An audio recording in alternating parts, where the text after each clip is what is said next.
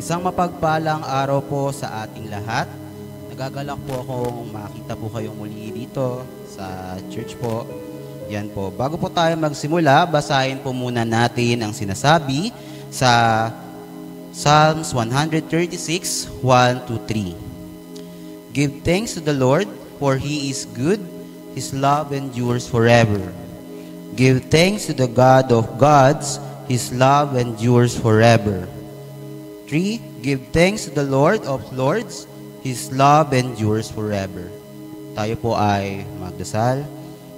Ama naming dakila, Ama naming makapangyarihan sa lahat, Ama naming Diyos na lumikha ng langit at ng lupa, salamat po sa araw na ito na muli ay naririto kami. Salamat din po, Panginoon, na binigyan niyo po kami ng buhay muli upang huminga, upang magpuri, Panginoon, sa inyo. Sa oras pong, Panginoon, na ito ay nagpapakumbaba po kaming lumalapit sa inyong trono. Nawa, Panginoon, pakalinisin niyo po ang aming mga puso, ang aming mga isip. Nawa, tulungan niyo po kami, Panginoon, na maituon po namin ang aming isip at aming utak sa salita, Panginoon, na mapag-aaralan po namin. Sa oras pong ito, Panginoon, dinadalangin ko po sa inyo ang panambahan ngayon. Dinadalangin ko po ang praise and worship sa kanilang pagkanta, gayon din, Panginoon, ang kanilang mga gagamiting materyales sa pagtugtog. Tulungan niyo din po, Panginoon, ang kanilang puso at isipan. Nawa yung kanilang talento ay naka-align po, Panginoon, sa inyo. Tulungan niyo po, Panginoon, ang aming bisitang pastor na ma-deliver po ang inyong salita. Nawa, tumimo po ito sa puso ng bawat isa. Sa oras pong ito, Panginoon, dinadalangin ko rin po ang mangyayari po sa mamaya po sa prayer intercessors po. Kayo na po ang bahala, Panginoon, sapagkat alam ko po, Panginoon, na kapag tinuon po namin yung lahat ng bagay, Panginoon, sa inyo at kayo po ang naging sentro nito, alam ko po na kayo po ang magbibigay ng pagpapala, Panginoon, sa bawat isa. Salamat, Panginoon, sa nagdaang araw, sa binigay niyo po sa amin, sa kaligayahan, sa pagmamahal. Salamat kasi, Panginoon, ito naman po yung araw, Panginoon, na isi-celebrate po namin itong week na to, Panginoon, ng dakilang pagmamahal niyo sa amin. Salamat kasi po, hindi niyo po kami sinukuan kahit po may times na kami po yung sumusuko sa inyo. Salamat po ng marami, karapat-dapat po kayong maitaas, karapat-dapat po kayo, Panginoon, na mabigyan, Panginoon, ng papuri. Ito po ang aming samot dalangin sa pangalan ni Jesus. Amen.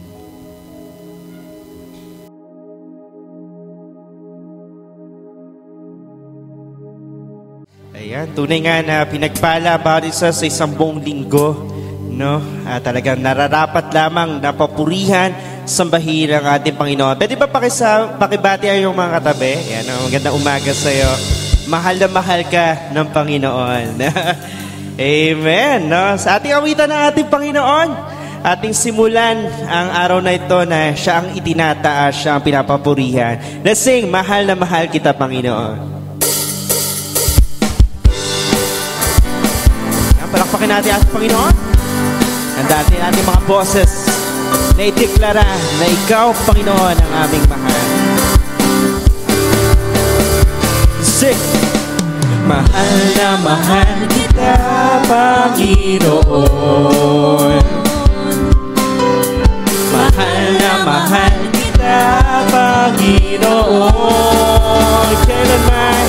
Kailanman di kita'y pagbabalik, pagkat sa piling mo'y langit. Mahal na mahal kita, Panginoon. Amen. Sing. Mahal na mahal kita, Panginoon. Pwede mo kamayan ang iyong katabi. Pwede na magkipagkamayan sa ating mga kapatid. Mahal na mahal ka ng Panginoon. At kailanman hindi kanya pababayaan. Kita ipagpapaling pagkat sa piling mo'y lagi. Mahal na mahal kita, Panginoon. Mahal kita habang buhay. Habang buhay, papupurihan ka. Habang buhay, pag-ibig ko sa'yo.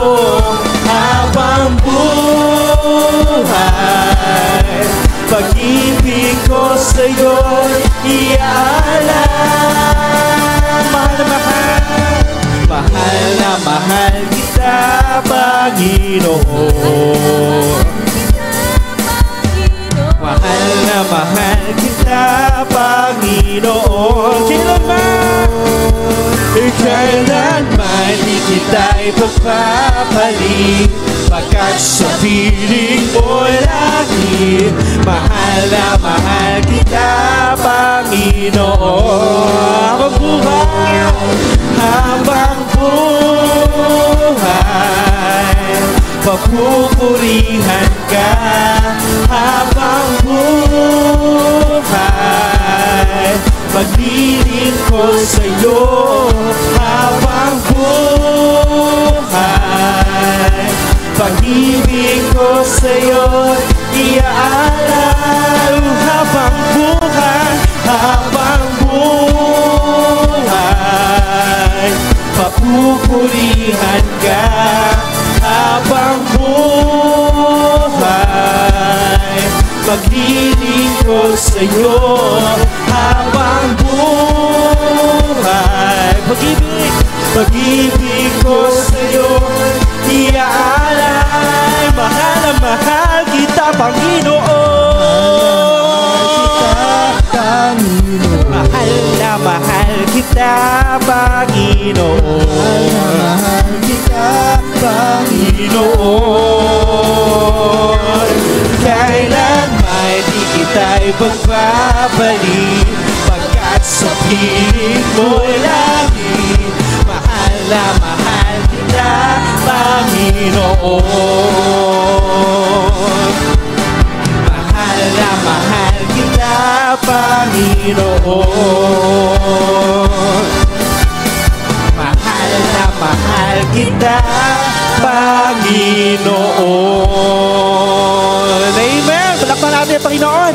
At patuloy natin siyang awitan, i-declare, ikaw ang dakila sa aming buhay. Dakila siya, dakila siya, dakila siya, dakila siya. Panginoon ay dakila. Ang Panginoon ay ating pupurihin. Ang Panginoon ay ating dakilain. Walang katulad ang pag-ibig niya. Siya'y laging tapat, walang kapantay ang Panginoon. Sa ating buhay, dakila siya, dakila siya, dakila siya, dakila siya. Ang Panginoon ay ating pupurihin. Ang Panginoon ay ating dakilain. Walang katulad ang pag-ibig niya. Siya'y laging tapat, walang kapantay ang Panginoon. Sa ating buhay, dakila siya, dakila siya, dakila siya, dakila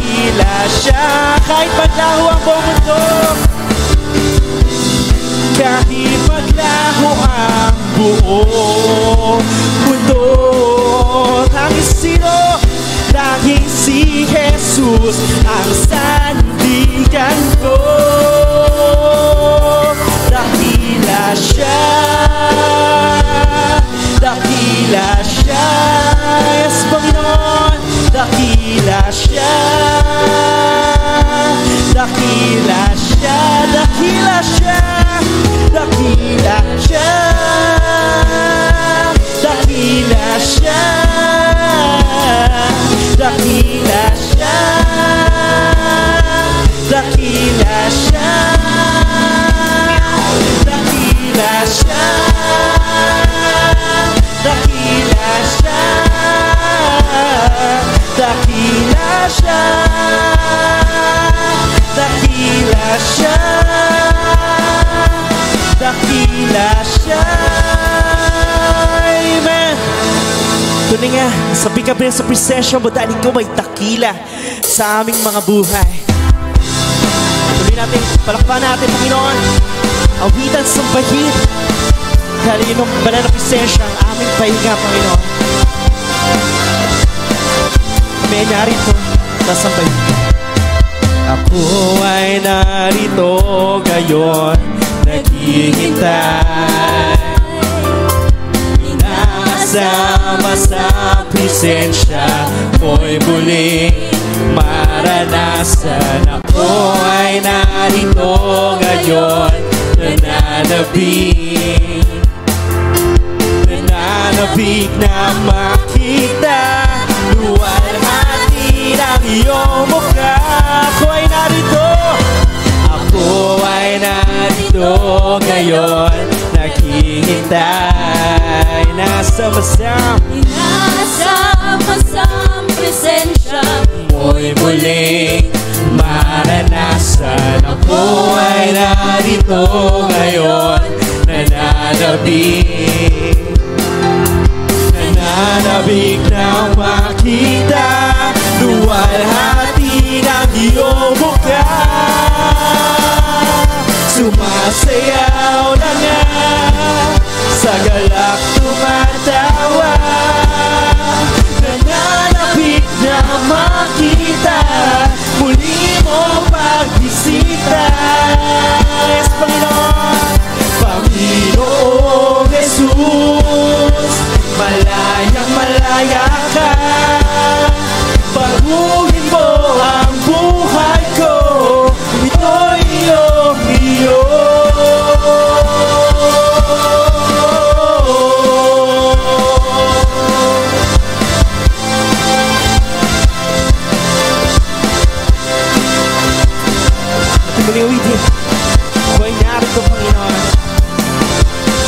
Ako ay narito ngayon, naghihintay. Nasama sa presensya mo'y muling maranasan. Ako ay narito ngayon, nananabik, nananabik, nananabik na makita luwalhati ang iyong mukha. Sumasayaw, sumasayaw na nga, sa galak tumatawa, nananabik na makita muli mo pagbisita. Panginoong Jesus, Panginoong Jesus, malayang malaya ka, kapaguhin ang buhay ng bawisa. Ang buhay ko, ito'y iyong iyo.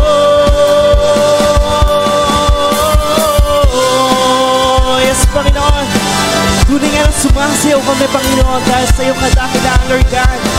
Salamat, Panginoon, dahil sa iyong banal na presensya, naramdaman namin na hindi kami nag-iisa. Sumasayaw na nga, sa galak tumatawa, nananabik, nananabik na makita muli mong pagbisita.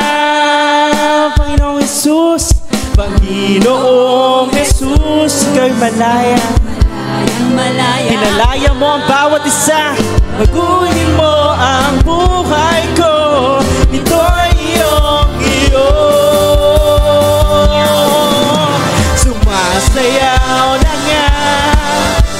galak tumatawa, nananapig na makita muli mo pagbisita.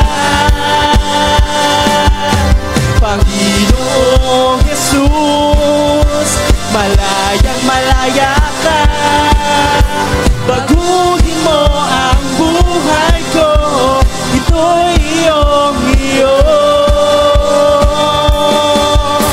Baguhin mo ang buhay ko, ito'y iyong-iyo. Baguhin mo ang buhay ko, ito'y iyong-iyo.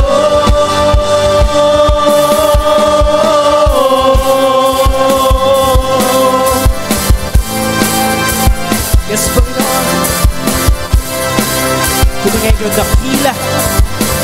Yes, Lord God. Hallelujah. Palakpakan natin ang Panginoon. Tunay nga na ikaw ay dakila. Nararapat ikaw ang aming sambahin, Panginoon. Sa bawat oras na aming buhay, sa kabila ng gulo ng mundong ito. Maraming salamat, Panginoon, dahil iniingatan niyo po ang bawat isa. Hindi lang po ang bawat isa, kundi ang bayan naming Pilipinas, Lord God. I know, Panginoon, nasa season kami na kami ay pipili ng mga maglilingkod, na tatayo, magiging leader ng aming iglesia, ng aming bayan, Panginoon. Pray, Panginoon, na ikaw kilalanin namin, na ikaw, Panginoong Jesus, ang aming Diyos, Lord. Maraming salamat, Panginoon, dahil tutunay nga binuklod mo ang aming bayan. Maraming salamat, Panginoon, na malayang-malaya kaming sumasamba sa iyo. Salamat, Panginoon, dahil mahal na mahal ka namin at mahal mo rin kami. Hallelujah.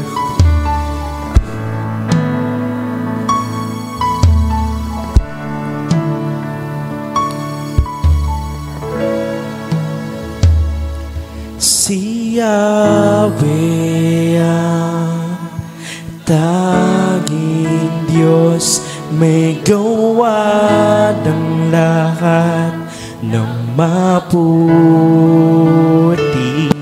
Ang lahat ng nilikha mo'y sumasamba sa'yo. Ang aming bayan, pinupuri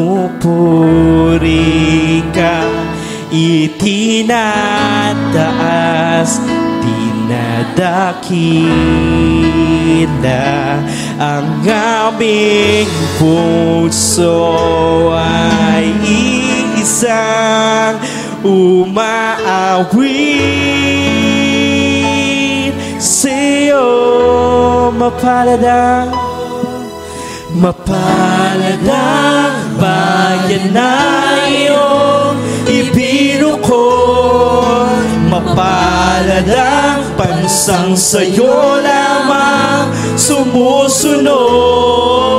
Mag-ari ka, manahan sa aming pagpupuri.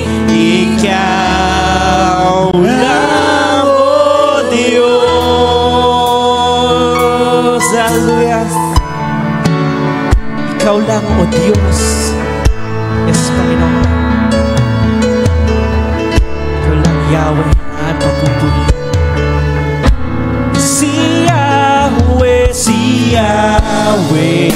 ang tanging Diyos, may gawa ng lahat ng mabuti. Ang lahat ng nilikha mo'y sumasamba sa'yo. Ang aming bayan, pinupuri ka, itinataas, dinadakila. Ang aming puso ay isang umaawit sa'yo.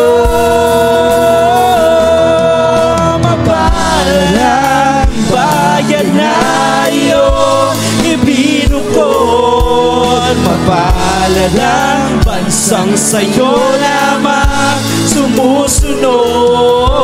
Maghari ka, manahan sa aming pagpupuri. Ikaw lang, O Diyos. Mapalad ang bayan na iyong ibinuko. Mapalad ang bansang sa'yo lang sumusunod. Maghari ka, manahan sa aming pagpupuri. Ikaw lang, O Diyos.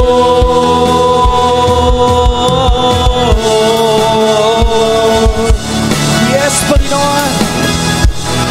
Ikaw lang, O Diyos.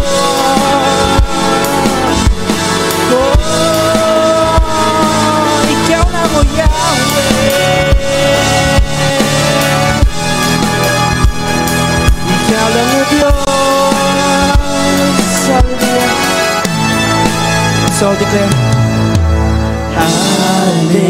Hallelujah, Hallelujah. Pinupuri ka namin. Hallelujah, Hallelujah. Pinupuri ka namin. Hallelujah, Hallelujah. Pinupuri ka namin. Hallelujah, Hallelujah.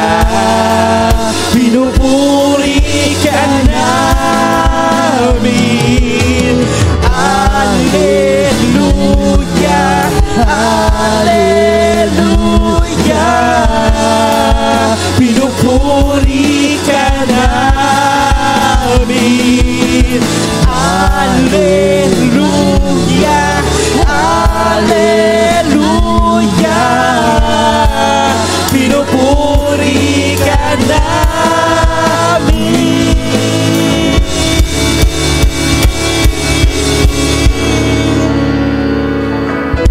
Mapalad ang bayan na iyong ibinukod. Mapalad ang bansang sa'yo lamang sumusunod. Maghari ka, manahan sa aming pagpupuri. Ikaw lang, O Diyos. Mapalad ang bayan na iyong ibinukod. Mapalad ang bansang sa'yo lamang sumusunod. Maghari ka, manahan sa aming pagpupuri. Ikaw lang, O Diyos. Ikaw lang, O Diyos. Ikaw lang, O Diyos.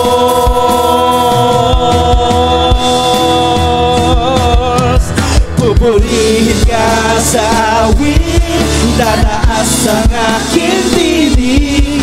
Tatanghal sa buhay ko'y tanging ikaw, O Diyos. Higit pa sa kalangitan, ang iyong kalwalhatian. Ang dakilan mo'y di mapapantayan.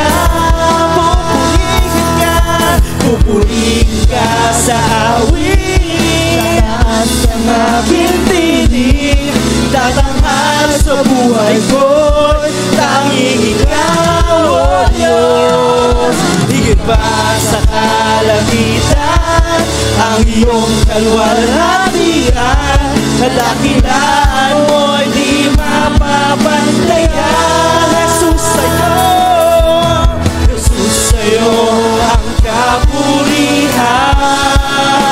Kalwalhatian ngayon at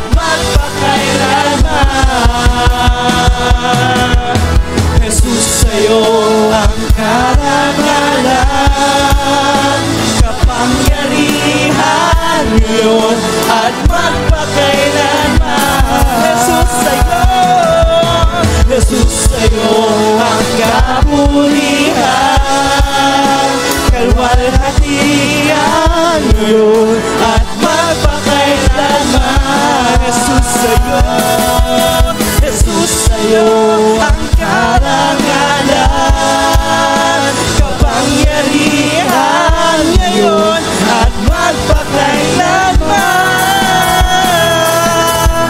Pupurihin ka sa awit, itataas ang aking tinig. Yes, Panginoon. Itatanghal sa buhay ko. Sa'yo lang ang kapurihan, karangalan, Panginoon. O Diyos, higit pa sa kalangitan. Yes, Panginoon. Ang iyong kaluwalhatian. Sa dakilaan mo, hindi mapapantayan. Hindi mapapantayan. Atin muli umitin. Pupurihin ka sa awit, itataas ang aking tinig, itatanghal sa buhay ko'y tanging ikaw, O Diyos. Purihin ka. Higit pa sa kalangitan, ang iyong kalwalhatian, kadakilaan mo'y di mapapantayan. Pupurihin ka sa awit, tataas ang aking tinig, tatanghal sa buhay ko, tanging ikaw, O Diyos. Higit pa sa kalangitan, ang iyong kalwalhatian, kadakilaan mo'y di mapapantayan. Pupurihin ka sa awit, tataas ang aking tinig, tatanghal sa buhay ko, tanging ikaw, O Diyos. Higit pa sa kalangitan, ang iyong kalwalhatian, kadakilaan mo'y di mapapantayan. Kadakilaan mo'y di mapapantayan. Kadakilaan mo'y di mapapantayan. Jesus,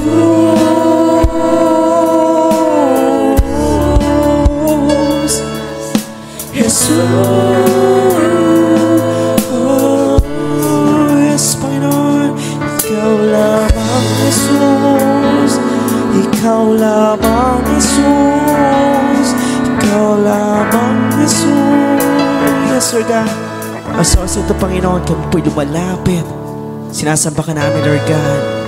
Tunay nga na pinuklod mo ang aming bayan. Niligtas mo ang bawat isa. Bigyan niyo po ang kapayapaan ang puso ng bawat isa. Maraming salamat, Panginoon, dahil tunay nga na ikaw na lang dapat ang aming papurihan, parangalan, Panginoon, at sambahin, dakilain, Lord God. Kaya po patuloy na manguna sa papatuloy ng araw mo, Lord God. Sa darating na buong isang linggo, Panginoon, sa aming pagunitan ng iyong banal na sakripisyo para iligtas ang bawat isa, Panginoon. Salamat dahil ikaw, Panginoon, ang aming Panginoon at tagapagligtas. Panginoong Jesus, patuloy na pangunahan mo kami. Holy Spirit, guide us, Lord. Yes, Panginoon. Purihin ka, Panginoon, purihin ka. Ito na po, Lord, ang aming salamat, aming dalangin sa pangalan ng dakilang anak na si Jesus. Amen. Palakpan natin ating Panginoon. Hallelujah.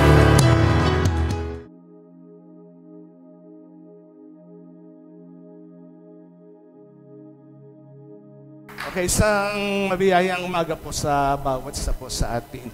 And we are really blessed na magkatipon-tipon po sa lugar na ito para ating patuloy na itaas at parangalan ang isang Diyos na mabuti at Diyos na hindi tayo iniwan. Anong man po yung ating kadalagayan na hinarap noon, ngayon at haharapin pa, ang Diyos po natin, kailanman hindi po tayo iiwanan. Amen po ba? Amen. Sige, palakpakan po natin ang ating Panginoon sa Kanya pong katapatan at kabutihan. At nagpapasalamat po ako sa pagkakataon na muling tumayo sa inyong harapan. Kasi many times na din akong nakapag-speak po dito during exchange pulpit. Hindi ko lang ma-recall kung ito yung pangatlo o pang-apat na pagkakataon na ako po yung makapagsasalita o makapagbabahagi o deliver ng message ng ating Panginoon sa umaga pong ito. So, ang bawat panahon ay nagbabago. Amen? Okay. Kaya may sa atin, may tag-ulan, may tag-ara. Sa iba, mayroong taglagas and anything, taglamig. So, mga bagay na lang po natin na mayroong shifting of the seasons. And even in our lives, bilang mga mananampalataya, naniniwala po ako, may mga panahon o season na tayo ay nagsishift, no? Nagbabago. So, ang ating paksa is when you're trapped in yesterday. Okay, nice ko po kayong tanungin. Meron pa po ba dito na nakakulong sa kanyang yesterday o nakaraan? Taas ang kamay, meron po ba? Wala po naman. No? Walang tumaas, ibig sabihin, lahat tayo ay nakaranas na ng freedom o kalayaan na dinala ng ating Panginoong Jesucristo nang tayo ay manampalataya sa Kanya. Noon, tayo ay trap. No. Ibig sabihin ng trap, in bondage. Yan din po naman same term na pwede nating ibigay sa word na trap. In bondage. Okay? Maraming mga bagay sa buhay po natin na tayo ay nakulong at hindi tayo makalaya. At isang bagay po o tao lamang ang nakapagbigay sa atin ng kalayaan at tagumpay. Amen? At yan po ang ating Panginoong Jesucristo. Yung bondage natin sa kasalanan, yung bondage natin sa maraming mga bagay, it's only by the help of our Lord of faith sa Panginoong Jesucristo. Then yung ating pang-araw-araw na pagsusuko po ng ating buhay sa Panginoon at yung pagkaranas po natin o experience po natin araw-araw ng banal na Espiritu, yan po ang naging daan para tayo ay maging malaya sa marami pong mga bagay. Siyempre kasama na din po yung kapangyarihan ng salita po ng Diyos. So many people are trapped in yesterday, right now. Maring kanina tinanong ko po kayo, wala pong tumaas. Bakit? Because all of you already experienced yung sinasabi nating salvation, yung sinasabi nating freedom, na tanging ang pananampalataya lamang kay Kristo Jesus ang makapagbibigay. Pero tingnan po natin ang ating kapaligiran, yung ating paligid. Amen. Marami pang mga tao right now are trapped in yesterday. Sa kanilang buhay. Amen? So, kailangan din nilang makalaya. So, many people are trapped in yesterday because of what? Anger, unforgiveness, yung mga losses na meron po sila. Bawa, nagkaroon sila nawalan sila ng mahal sa buhay. So, tapos, kasi meron kilalang ganun eh. Many years na nawala ang anak niya. Pero hanggang ngayon, although sampay mahal ngayon kanyang anak, naunawaan ko yun eh. Pero hindi siya makalaya doon sa losses na yon ng kanyang buhay. So the word din yung unacceptance and even successes. Minsan, bakit nilagay ko yung successes? Di ba minsan, tayo pag may nakakuha tayo ng mga accolades, mga achievement and anything, we glory on that. So minsan, binabalikan natin and sometimes, nakaka-capture din tayo, nagkakaroon tayo ng proud tayo sa lahat ng mga bagay. At minsan, yung ating katauhan, natatrap sa ganung klase ng pakiramdam. So, ibig sabihin yan, meron tayong inner struggle. Okay, kapag tayo ay trapped sa ating yesterday, sa ating nakalipas, ang tendency, meron tayong inner struggle. Lalo tigit kapag ikaw ay Christian, o Kristiyano na nakakaunawa ng salita po ng ating Panginoong Jesucristo, mayroong inner struggle. Why? Kasi nandun yung Holy Spirit na nagko-convict sa atin. Okay? Okay? And it is brought about our past. Tandaan po natin, mga kapatid church, new experiences, new opportunities, and healing, yung kagalingan, can only be found when you look forward or when you look ahead. So, tingnan po natin yung daan kung saan tayo ay dinadala po ng ating Panginoong Jesucristo. At alam ko, yan ang daan ng tunay na tagumpay. Yan ang daan ng tunay na kalayaan. Yan ang daan na sinasabi ni Jesus Christ sa John 10:10, na parito ako para bigyan kayo ng buhay na ganap at buhay na kasiyasya. So yan po yung daan. Kaya, when we look forward o ahead, makikita po natin yung mga bagong mga karanasan na gusto ng Panginoon na ating maranasan at mula doon matuto po tayo. At lalong ma-enhance, ma-develop yung ating pagiging isang tunay na mananampalataya or Kristiyano na naglilingkod po sa ating Panginoon. And I believe maraming opportunities na naka-open para po sa atin. Amen? Maraming opportunities po dyan na makapaglilingkod ka. Lalong magagamit mo yung mga spiritual gift mo sa ating Panginoong Diyos. Pero hindi mo maranasan. Why? Because you are trapped in your yesterday. Yung sa past ng life mo. Hindi ka makalaya-laya. Okay. And even healing. Pag healing, sabi natin, healing sa anger, healing sa unforgiveness. No? Hindi lang to a physical healing na sinasabi natin. Kapag may karamdaman ka, gagaling ka. No. That's also, we are talking about the spiritual healing that we need. Kasi maraming mga bagay sa ating kapaligiran bilang isang Kristiyano, nakakontaminate po tayo. Di po ba? Katulad ng pagkagalit, pagkainis, o hindi pagpapatawad, at marami pang mga iba. And we need Jesus Christ to heal us.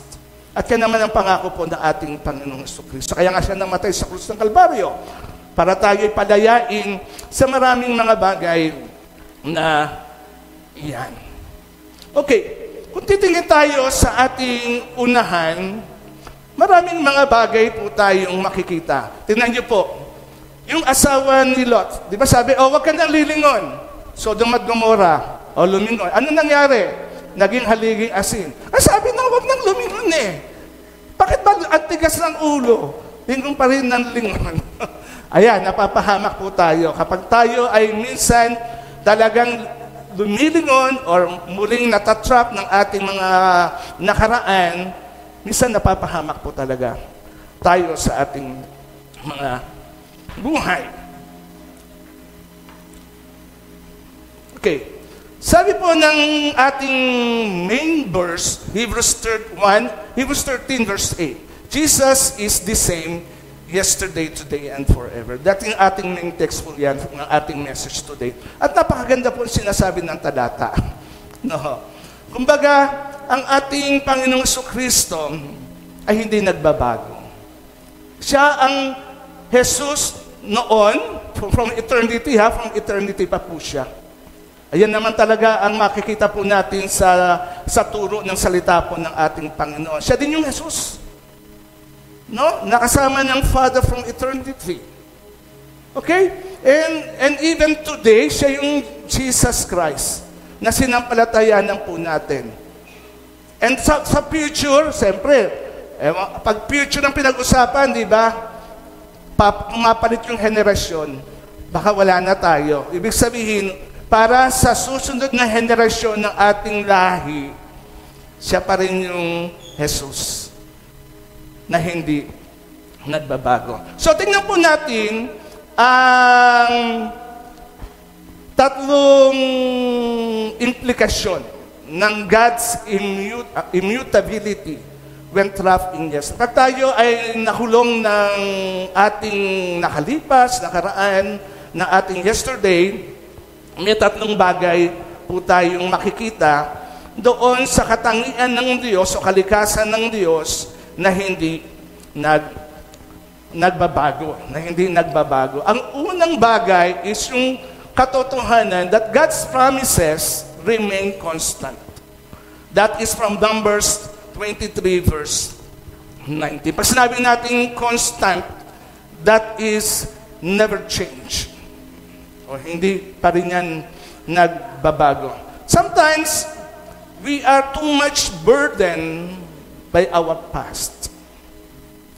Kaya minsan, dahil too much burden tayo sa ating nakalipas, minsan ang pakiramdam po natin, no, na wala ng pag-asa. Diba? Dahil too much burden ka na yung nakalipas, na hindi na kayang mabago ang sitwasyon na ating kinalalagyan. However, mga kapatid church, ang Panginoon ay maraming mga pangako. God promises to forgive, to restore, and to heal, do not change. Hindi po yung pwedeng magbago ang salita po ng ating Panginoon because that is God's promises. Kung ano ang pinangako ng Diyos, tutuparin niya po iyon. Kung sinabi niya, patatawarin kanya, patatawarin kanya.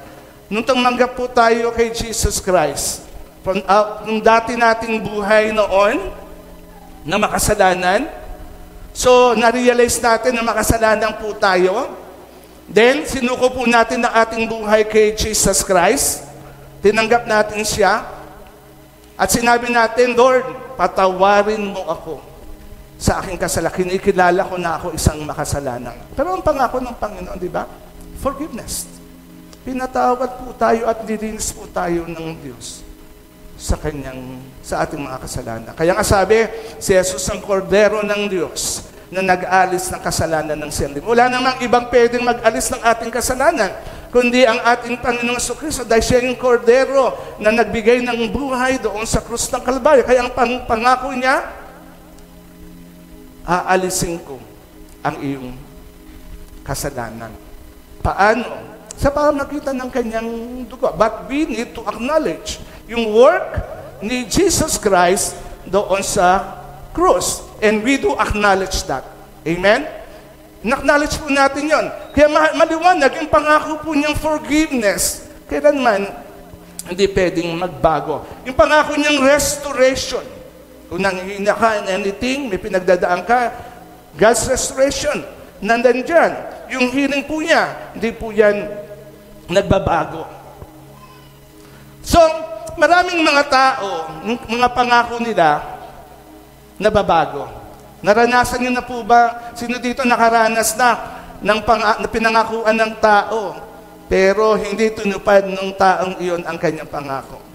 Alam ko, karamihan po sa atin, nakaranas na po niyan. Kahit ako po, nakaranas na yan. Di ba, masakit sa pakiramdam sa loob kapag ang taong nangako po sa iyo ay hindi tinupad ang pangakong iyon. Okay, pero ang ating Diyos never falters sa kanyang commitment. Ang pangako po ng Diyos ay commitment ng Diyos sa kanyang mga anak. Mga anak.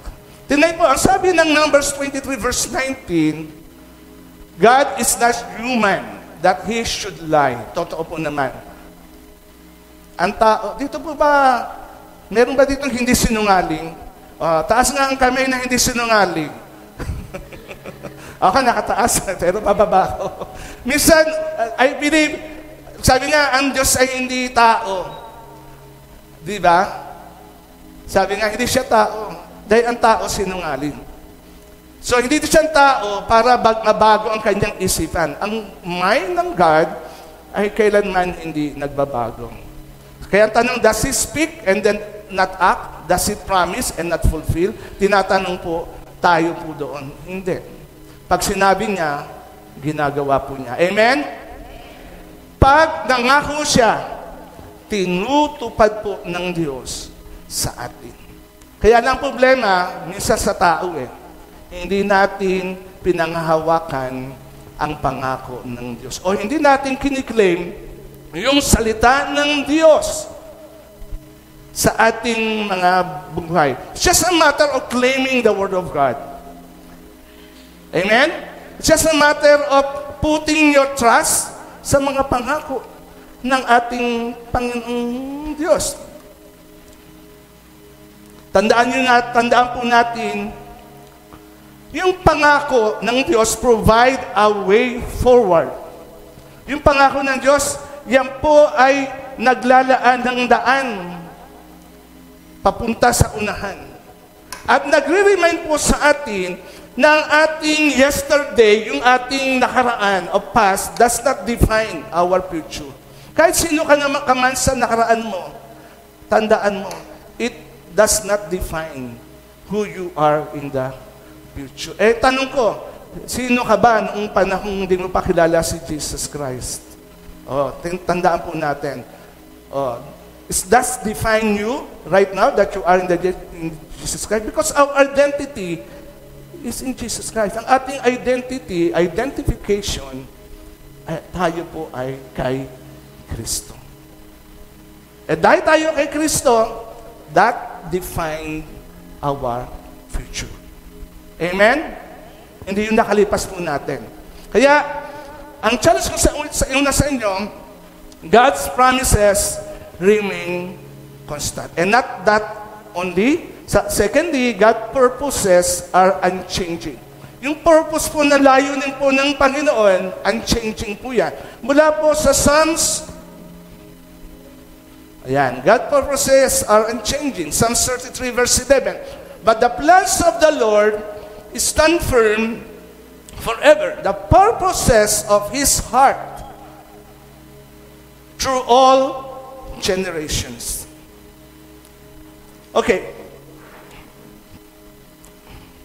Yung buhay, sometimes, dinadala po tayo sa pakiramdam that we are stuck. Naka-stuck tayo na parang wala na tayong magagawa. So sometimes, ang pakiramdam po natin, yung ating nakalipas na buhay, o yung nakaraan po nating buhay, o pagkakamali, ay yan ang nagdidictate sa ating kasalukuyan at sa ating hinaharap. Minsan may mga taong gano'n ang pakiramdam. However, tandaan po natin, ang Diyos ay may purpose sa bawat isa po sa atin. May layunin. Bakit ka tinawag ng Lord? Bakit ka pinanganak sa mundong ito? Bakit mo nakilala si Kristo? Bakit kaya inilagay sa pamilya mo kasama ang nanay mo, ang parents mo, ang mga kapatid mo? Because God, may purpose po si God sa life po natin. At ang purpose na yon will never change. Firm po yun, forever. Kahit ano pa ang failures or mistake na maranasan mo sa buhay mo. Kaya nga sabi, the plans of the Lord stand firm forever. Minsan kasi, hindi natin makita yung purpose ng Diyos sa isang bagay. Okay? O sa isang bagay na gagawin natin ng desisyon. Okay. Minsan, may mga desisyon tayong mali. Okay, kasi, why? Kasi hindi makita yung purpose ng Lord for that thing o bagay sa buhay mo. Nagagawa mo ng desisyon. Pero ang ibig kong sabihin po diyan, dapat malinaw po sa iyo, bago ka magdesisyon, yung purpose ng Lord. Bawa sa isang job, bakit ka dadalhin ng Lord sa job na yan? Para pa sa prestige or para doon sa purpose ng Lord? Okay, minsan marami mga tao, tinatanggap ang job offer, prestigious job offer, because of prestige. Not because ano ba ang layunin ng Diyos, bakit ako pupunta sa work na ito. Ay, halimbawa din sa mga kabataan na nandito, about sa relationship, deciding about relationship. Okay, minsan, ang mas gusto ng mga kabataan or even siguro kalanasan ng mga nanay at tatay noon, yung fleeting excitement. Excited ka? Doon nila binabasa, fleeting excitement sa relationship. They are not considering yung lasting commitment. Dahil naniniwala po ako, kapag ang plano ng Diyos sa isang relationship, you're looking for one, is for lasting commitment. Hindi yung fleeting excited ka lang, dahil pogi siya, Ano? Dahil siya kayo, kasama siya. Excited ka lang na gano'n. Pero wala sa no, yung lasting commitment. Kaya ang tendency, may isang lalaki, naka-10 bago nagpakasal. Di ba? Kasi hindi niya kinukonsider yung ganung bagay sa buhay po natin. So anong ibig kong sabihin? We lose sight of the purpose due to past decision na meron po tayo. Tandaan po natin, ang plano po ng Diyos is intact. Hindi pwedeng magbago. Pwede niya tayong i-redeem, tubusin sa ating mga experiences.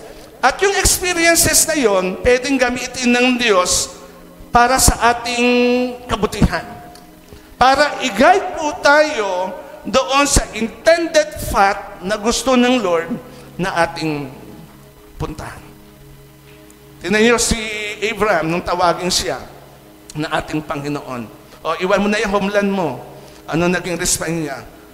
So malinaw ang purpose ng Lord o sinasabi ng Lord sa kanya, iwan niya ang homeland niya. So iniwan po niya. Okay? Pero uncertain po yung lugar na pupuntahan po niya. Hindi niya alam kung anong mangyayari. But ang kagandahan noon, nagtatrust siya sa purpose and layunin ng Diyos kung bakit siya pinaalis sa kanyang homeland at dadalhin sa isang lugar. Sometimes kasi mga kapatid, tayo, we base our decision doon sa pagiging komportable ka. Komportable ako, dito ako. Sometimes, dinadala tayo ng Lord sa isang lugar na hindi tayo komportable, di ba? Dahil doon ka pagpapalain ng ating Panginoon. Okay? So, yung mga experiences po natin, kaya lang i-redeem ng ating Panginoon para gamitin sa ating ikabubuti at i-guide po tayo sa tamang daan na ating patutunguhan. Tandaan po natin, God's promises remain constant. Secondly, God's purpose are unchanging. From Psalms 33 verse 11. And lastly, God's character is consistent. Malachi chapter 3 verse 6. Sabi po doon ng salita ng Diyos sa Malachi chapter 3 verse 6, the Lord do not change. So you, the descendant of Jacob, are not destroyed. So, pag sinabi natin God's characters is consistent, hindi po pwedeng mag-contradict ang karakter ng Diyos sa isang bagay na gusto niyang ipagawa po sa atin. There's no contradiction on that. Sometimes, di ba yung mga tao, tinitreat niya tayo ng mga tao based on their mood. Pag maganda ang mood ko, okay. Pero kapag hindi okay. Ibig sabihin po, ganun ang tao sa pag-i-interact sa atin. Pero ang character ng God is unwavering. Hindi po yan. Consistent po yan. So, hindi siya nagbabago. Ano man ang kanyang nararamdaman ng ating Diyos, kahit ano man po yung nararamdaman niya sa ating mga failure, mistake, or current struggle, God's character is always the same. Kasi ang Diyos natin mapagmahal. Despite of all our mistake and all our failures, God accepted us. Para yung prodigal son, di po ba? Nung father doon, ganun po ang ating Panginoong Diyos. Yung kanyang love, yung kanyang mercy, yung kanyang grace are constant or consistent po yan. So, ibig sabihin po yan, kapag tayo ay may pakiramdam guilty or ashamed, so, pwede po tayong lumapit sa Panginoon, mag-trust po sa Kanya. At, ang magiging response po ng ating Panginoon is the same. The same love and compassion. Ganun po ang ating Panginoon. Tandaan po natin, huwag tayong mahiyang lumapit po sa Kanya. When we fail, nakagawa ng mistake, lapit lang po tayo sa ating Panginoon. Huwag nating hayaan na tayo ay matrap sa pangyayaring iyon sa ating buhay. Kasi pag natrap ka, hindi ka makakapag-move. Tama po ba? So, ang dapat mong gawin, pag natrap ka, tandaan po natin, palayain natin ang ating sarili sa bagay pong yun. Humingi tayo ng tawad sa ating Panginoong Diyos. Huwag tayong mahiyang lumapit po sa Kanya. Sabi natin, hindi na yata ang mapapatawad ng Panginoon. I failed the God. I made a mistake and anything. So, mapagkakatiwalaan po natin ng ating Panginoon dahil ang ating Diyos ay magbibigay ng Kanyang pagmamahal, kahabagan, ay patuloy niyang ipapakita sa iyo. Papakita po. Sabi po ni J.R. Parkers, sabi po ni,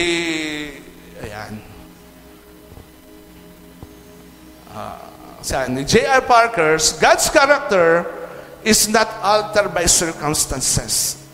Hindi nagbabago yan. Ano man sa circumstansya ng ating buhay right now, hindi pwedeng mabago niyan ang karakter ng ating Panginoon. He remains the same. Siya pa rin yun.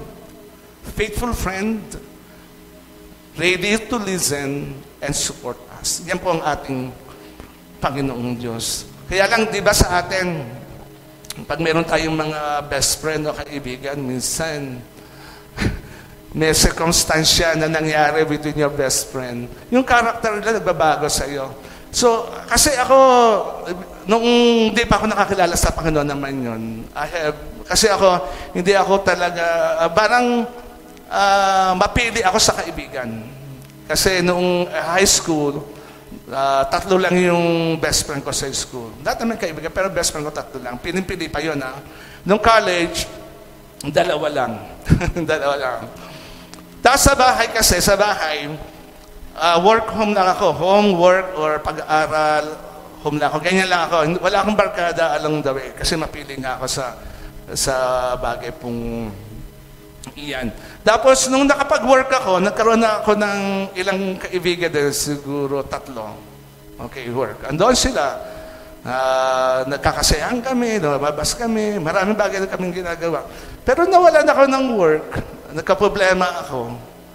Hinahanap ko sila. Nawala sila. Pero, tandaan natin, ang Diyos, pwede tayong iwanan ng ating mga kaibigan eh. Pero ang Diyos, hindi kailanman tayo iiwanan. Ano man ang kalalagayan, sitwasyon natin sa buhay. So, ibig sabihin, kapag tayo po ay natrap ng ating karanasan o mistake, failure sa life natin, wag po tayong manatiling nakabilanggo sa bagay pong yun. Dahil meron po tayong Diyos, no? Na mananatiling tapat po sa atin. Handaan siya tayong pakinggan at suportahan sa ating pong kalalagayan. So, God's character is consistent. 3 bagay po.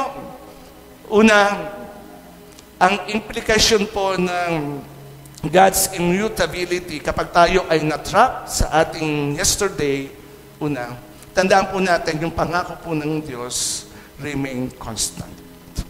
Kalawa, yung purpose o layunin po ng Diyos are unchanging. And thirdly, yung character ng Diyos is consistent.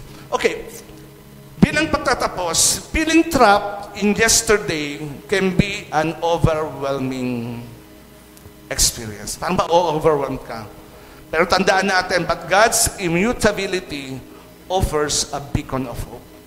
Andiyan ang ating Diyos na hindi nagbabago. At yan ang nagbibigay po sa atin ng isang ganap na pag-asa. Yung promises niya, yung purposes niya, yung character niya, remain steadfast, providing a solid foundation for our faith. So yung faith natin, pwedeng maging matibay po iyan kung patuloy po nating makikita yung pangako ng Diyos, yung layunin ng Diyos, yung character ng Diyos ay remain steadfast. God is faithful.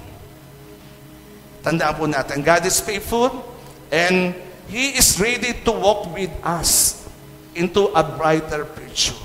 Tingnan natin, laging brighter. Actually, yan ang ginagawa po ng Diyos sa ating mga buhay. Isang brighter future ang Kanyang inihanda po para po sa atin. So, by surrendering our burden to Him, we can find the freedom to move forward. Kaya tayo hindi makalaya kasi patuloy tayong natatrap ng ating nakalipas o may mga bagay na pagkakamali, karanasan sa buhay, kaya hindi tayo makaalis, hindi tayo lumago-lago. Sabi nga, by surrendering our burden to Him, we can find the freedom to move forward unencumbered by yesterday weight. Baka hanggang ngayon, yung sako nyo, punong-puno ng stone, ang bigat-bigat, kasi nga hindi pa kayo makadaya. So, iwan nyo na yon kay Jesus Christ. Sabi nga ng salita po ng ating Panginoon, pagdalaman natin ang katotohanan ang magpapalaya po sa atin. At yung katotohanan na yon ay si Jesus Christ. Dahil sabi ni Jesus Christ, ako ang katotohanan at buhay. Diba? So, ibig sabihin, si Jesus Christ lang ang makapagpapalaya po sa atin. Kung tayo inatrap sa ating nakalipas, sa ating panahon, sa ating pagkatao, so, we need Jesus Christ para tayo ay maging malaya sa lahat ng bagay sa ating buhay. Pagpalain po tayo ng ating Panginoon, tayo po ay manalangin. Aming Diyos, marami pong salamat sa katapatan mo, Panginoong Diyos. Salamat po, Lord, dahil ang nais at ibig mo, aming Panginoon, kami po ay manatiling malaya sa iyong kanlungan. Hawak mo, Panginoon, ang aming mga buhay. Alam po namin, marami kaming pwedeng mga failures, mistakes, Lord, na pwede pong maranasan po sa aming mga buhay. Pero Lord, sabi nga, that failure, mistake will not define our future, Lord. Dahil ang magde-define na aming future, ikaw po mismo, Panginoon. Our identity. Our identification sa iyo, O Diyos, sa pamagitan po ng aming Panginoong Jesucristo. Kaya ang aking dalangin, Lord, kung meron man dito sa aming mga kapatiran na patuloy na gapos o trap ng past po niya, I pray, Lord, right now in the name of Jesus, Lord, makalaya po siya. In Jesus' name. Kiniklaim ko na siya po ay makakalaya sa pangalan po ng aming Panginoong Jesucristo. Salamat po, Panginoong Diyos. Purihin po ang iyong dakilang pangalan, aming Panginoon. Pinabalik po namin sa iyo ang pinakamataas na kapurihan at karangalan sa matamis na pangalan ng aming Panginoong Jesus. Amen and amen.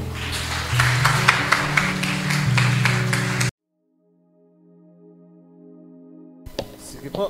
Tayo po ay magwakas sa panalangin. Aming Diyos, napakabuti mo po, Panginoong Diyos. Muli mo pong tinipon ang iyong mga anak para itaas at magkaroon ng pagkakataon na ikaw ay aming samang sambahin sa Espiritu at katotohanan. Wala akong ibang dinadalangin, aming Panginoon, kundi ang patuloy na maranasan ng bawat isa ang kalayaan na aming Panginoon na binili ng iyong anak na si Jesus doon sa krus ng Kalbaryo, aming Panginoon. At manatili po kaming malaya, aming Panginoon, upang patuloy naming makita ang hinaharap, Lord, na inihanda mo sa bawat isa po sa aming Diyos. Patuloy mo kaming gamitin daluyan po ng pagpapalaya, aming Diyos, sa mga tao sa aming paligid na hindi pa po nakakakilala po, Panginoong Diyos, sa iyo. Andito po ang iyong katawan, patuloy mo pong pagpalain at ibinabalik po namin, O Diyos, sa iyo ang pinakamataas na karangalan. Tanggapin mo, Panginoon, mula po sa amin na iyo pong mga anak, aming Diyos. At sa paglabas po ng bawat isa po sa amin, sa iyong sanctuary, Lord, matanggap po ng bawat isa ang mayamang bendition mo, aming Diyos. Mga minamahal na kapatid sa Panginoon, sumainyo ang mayamang pag-ibig ng ating Diyos sa mga makapangyarihan sa lahat. Ang patuloy na pagsama at pagliligtas mula po sa ating Panginoong Jesucristo. Gayon din ang patuloy na kaaliwan, pagtatagumpay at pakikipisan ng banal na Espiritu ay sumainyo at sumaating lahat mula ngayon at magpakailan pa man. Amen and amen.